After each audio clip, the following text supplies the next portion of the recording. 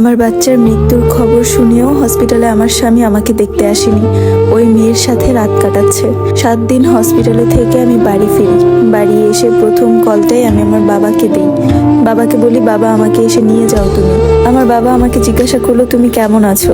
আমি কান্না করতে করতে বললাম যে তুমি আসো, তারপরে সবকিছু বলবো। আমার বাবা আর একদিনও অপেক্ষা করেনি, সেই দিনই রওনা দিয়ে পরের দিন আমাদের বাড়িতে হাজির। ওই প্রথম আমার বাবা আমাদের বাড়িতে এসেছে। এছাড়া আমার শ্বশুরবাড়ির লোকজন কখনোই দাওয়াত করে আমার বাবা মাকে খাওয়ায়নি। আমার শ্বশুরবাড়ি এসে আমার বাবা আমার এই অবস্থা দেখে আমার দিকে তাকিয়ে ঝরঝর করে কেঁদে দেয়। সেদিন আমি আমার বাবার চোখে অনেক পানি দেখি। জীবনে কখনো আমার বাবাকে এভাবে কান্না করতে দেখিনি। আমার বিদায়ের দিনও আমার বাবা এত কান্না করেনি, কিন্তু ওই দিন ওই মুহূর্তে আমার বাবার চোখের পানিগুলো আমাকে বারবার অনুতপ্ত করছিল যে কি করলাম জীবনে। আমার বাবা আমার দিকে তাকিয়ে শুধু একটা কথাই বলল, তোমার মনে আছে রিয়া, তুমি যখন প্রথম হাই স্কুলে ওঠো তখন বাবা তোমাকে একটা কথা বলেছিলাম, জীবনে এমন কোনো কাজ করবে না যেটার জন্য মাথা নিচু করে থাকতে হবে। আর সেই কাজটাই তুমি আজকে করলে। কি দরকার ছিল এত মিথ্যা বলার? ভালো আছি এটার অভিনয় করার কোনো প্রয়োজন ছিল না। আমরা তো তোমারই বাবা মা, তোমার সমস্ত দুঃখ কষ্ট সব কিছু ভাগ করার অধিকার আমাদের আছে। কেন বললা না? এতদিন পর এত বড় অঘটন ঘটার পর কেন জানালে? আমি আমার বাবাকে ধরে হাউমাউ করে কান্না করে দিই। বাবাকে বলি, বাবা আমাকে এখান থেকে নিয়ে যাও, আর এক মুহূর্ত আমি এখানে থাকবো না। আমার মা আমার শাশুড়ির দিকে তাকিয়ে বলে, বেয়াই, মেয়েটাকে অনেক কষ্ট করে পেলে বড় করছিলাম, ভাবছিলাম মেয়েটাকে ভালো জায়গায় বিয়ে দিব, কিন্তু মেয়ে আমার ভালোবেসে এমন এক সংসারে আসলো যেখানে কিনা সে একদিনের জন্য সুখের মুখ দেখলো না। অথচ এই মেয়ের সুখের জন্য কি না করলাম, জমি বিক্রি করলাম, ছেলের বিদেশের টাকা, প্রবাসের কষ্টের টাকা দিয়ে মেয়ের ঘরের ফার্নিচার করে দিলাম। আমার ছেলের বিয়ে পিছায় রইল শুধুমাত্র আপনার ছেলের টাকা, বাকি টাকাগুলো দিতে দিতে এখনো আমার বড় ছেলের বিয়েটা পর্যন্ত করাতে পারলাম না। মাসের পর মাস বিয়ে পিছাতে হচ্ছে, আমার ছেলে বাংলাদেশে আসতে পারতেছে না, শুধুমাত্র বোনের মুখে খুশি দেখার জন্য।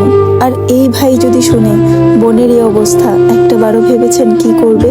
ওরা দুই ভাই ওদের দুই বোনকে অনেক ভালোবাসে, আর আপনারা দিনের পর দিন আমার মেয়েটার উপর অত্যাচার করে গেছেন। আমরা যতবার জিজ্ঞাসা করছি মেয়ে কেমন আছে, বলছেন ভালো আছে। মেয়ে নিজেও বলছে ভালো আছে। ভালো থাকার নমুনা বুঝি এই?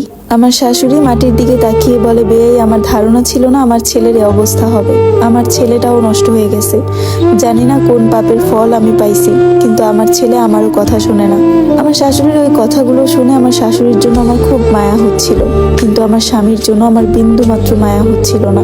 ওর কারণে আজকে আমি আমার সন্তান হারালাম। আমার বাবা আমাকে বলল, চলো এখান থেকে যাওয়ার আগে এই থানায় তোমার স্বামীর নামে মামলা করে দিয়ে যাব। আর এই কথা শুনে আমার শাশুড়ি আমার মায়ের হাত ধরে বলল যে, বেয়াই, যা হবার তো হয়েই গেছে, আপনার মেয়ে সন্তান হারিয়েছে, কিন্তু আমারও তো একটাই ছেলে, এই ভুলের জন্য আমার ছেলেটাকে নিয়েন না। তখন আমার মা বলল, আমার মেয়েরও তো এটা প্রথম সন্তান ছিল বেআইন। আমার মেয়ে যদি আর কখনো মা হতে না পারে, ভেবে দেখেছেন ওর মাতৃত্বে কত বড় দাগ পড়বে? আর ওই মুহূর্তে আমার স্বামী ঘরে ঢুকে, তার চোখ মুখ লাল হয়ে রইছে। আমাকে দেখে এসে বলতেছে, তুমি কখন আসছো? আমি তার সাথে কোনো কথা না বলে আমার রুমে ঢুকে ব্যাগে কাপড় চোপড় নিয়ে বাবার সাথে চলে আসতে নিলেই আমার হাত ধরে। আমার বাবা তাকে এক ধমক দেয়। আমার বাবা বলে, আর একদিন যদি আমার মেয়ের পিছনে তোমাকে দেখছি, তাহলে তোমার মার মানা করা আমি শুনবো না, তোমার নামে মামলা দিয়ে দিব। যা ক্ষতি করার করছো, আমাদের যত টাকা খাওয়ার খাইছো, এখন আমার মেয়ের জীবন থেকে সরে যাও। আমার স্বামী তখন বলে, আমার বউ, ওকে আমি কোনোভাবেই ছাড়বো না, আর তাছাড়া ওকে আমি জীবনেও ডিভোর্স দিব না।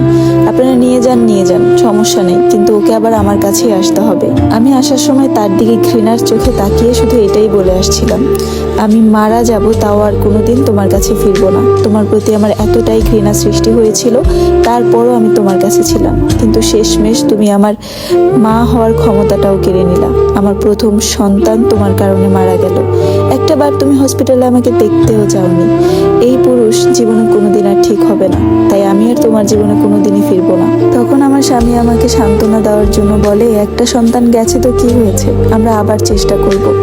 তার এই সমস্ত মিষ্টি কথায় আমার আর মন গলেনি। আমি তার দিকে এতটাই ঘৃণার চোখে তাকিয়েছিলাম যে সে আর আমার দিকে তাকাতেই পারেনি, কারণ তার ব্যাপারে আমি সব কিছুই জেনে গেছিলাম। সে ওই মেয়ের সাথে রাতের পর রাত থাকতো। একটা মেয়ে জীবনে সব কিছুর ভাগ দিতে পারলেও স্বামীর ভাগটা কখনো দিতে পারে না। তাকে তার হালে ছেড়ে দিয়ে চলে আসলাম বাবার বাড়িতে। ভাইদেরকে সব কিছু জানালো আমার মা। আমার ভাইরা ফোনের মধ্যেই কান্না করা শুরু করলো। বলল, এত কষ্টের মধ্যেও আমাদেরকে কেন কিছু জানাসনি। আমার ভাই দুটো আমাকে বলল, জীবনে যদি ভালো থাকতে চাস আর আমাদের সঙ্গ যদি পেতে চাস, শ্বশুরবাড়ি ভুলে যা, ওই কাপুরুষটাকে ভুলে যা, আর যদি না পারিস তাহলে বাবার বাড়ির মানুষদের ভুলে যাস। এই কথা বলে আমার দুই ভাই ফোন রেখে দিয়েছে। আমি তখনই ঠিক করে নিয়েছি, সারা জীবন দরকার পড়লে বিয়ে করব না, কোনো পুরুষের সঙ্গ চাইব না, সারা জীবন একা থাকবো, একা মারা যাব, কিন্তু কখনো আর কোনো পুরুষকে বিশ্বাস করব না। আমার জীবনের প্রথম পুরুষ, প্রথম ভালোবাসা, প্রথম স্বামী আমাকে এমনভাবে ভেঙে দিয়েছে, আমি আর কোনো পুরুষের প্রতি মনে হয় না আর বিশ্বাস আনতে পারবো। তবে আমার জীবনে সবচেয়ে বড় ভুল কি ছিল জানেন? আমার জীবনে বড় ভুল ছিল আমার আদর্শ বাবার কথা না শুনে ওই কাপুরুষটার কথা শোনা। ওই কাপুরুষটাকে চিনতাম না, জানতাম না, 2 মাসের ব্যবধানে তার হাত ধরে পালিয়ে যাওয়া। এখন 4 বছর যাবৎ আমি আমার বাবার বাড়িতেই আছি। আমার একটা ভুলের কারণে সারা জীবন আমাকে বয়ে বেড়াতে হবে ডিভোর্সের কলঙ্ক। ওই লোকটা তারপরে আমাকে অনেকবার ফোন দিয়েছে, কিন্তু আমি আর ধরিনি। আমার তার প্রতি চরম ঘৃণা। আপনাদের জন্য আমার একটাই কথা থাকবে, জীবনে আর যাই করেন বাবা মার কথার অবাধ্য হয়েন না, কারণ পৃথিবীর কোনো বাবা মা সন্তানের খারাপ চায় না। আমি তাদের কথা না বুঝে না শুনে আমার জীবনে এত বড় ভুল করে ফেললাম, আর আমার এই একটা ভুলের জন্য আমার এখন সারা জীবন কান্না করতে হয়। হ্যালো, আসসালামু আলাইকুম এভরিওয়ান। আফরোজা আক্তার। আপনাদেরকে রিয়া নামের একটি মেয়ের জীবনের গল্প এতক্ষণ পড়ে শোনাচ্ছিলাম, যেটা শেষ পর্ব আজকে আপনাদের সাথে শেয়ার করা হলো। পুরো পর্বগুলোই তো শুনলেন, আর আমার কাছেও খুবই ভালো লেগেছে এরকম স্টোরি শেয়ার করতে পেরে এবং আপনাদেরকে জানাতে পেরে। এই জীবনের গল্পটি আপনাদের কাছে কেমন লেগেছে অবশ্যই কমেন্ট করে জানাবেন, আর ভালো লাগলে শেয়ার করে দিবেন।